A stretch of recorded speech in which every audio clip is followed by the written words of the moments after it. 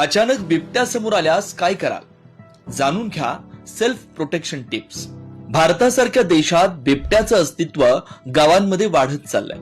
अनेकदा तो अचानक समोर आल्यानं माणूस घाबरतो आणि चुकीचा प्रतिसाद देतो.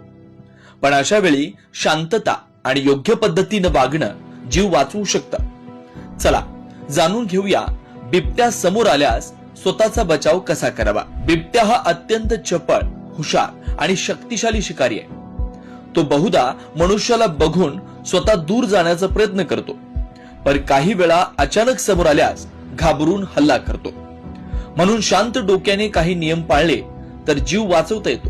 मोठा आवाज किंवा धावाधाव केल्यास बिबट्या तुम्हाला शिकार समजतो.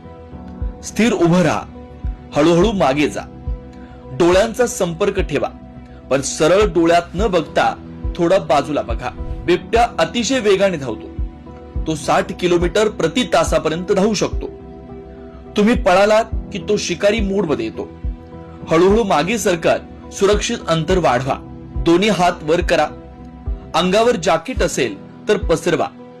आवाजात ठामपणा ठेवा. जोरात बोला, पण किंचाळू नका. समूहात असाल तर एकत्र राहा. वेगळे पडू नका. मुलं आणि पाळीव प्राणी पुढे ठेवू नका. बिबट्यांना लहान आकाराच्या हालचाली आकर्षित करतात. मुलं आणि प्राणी मागे घ्या. शांत ठेवा. तेजस्वी प्रकाशाने बिबट्या थोडा गोंधळतो.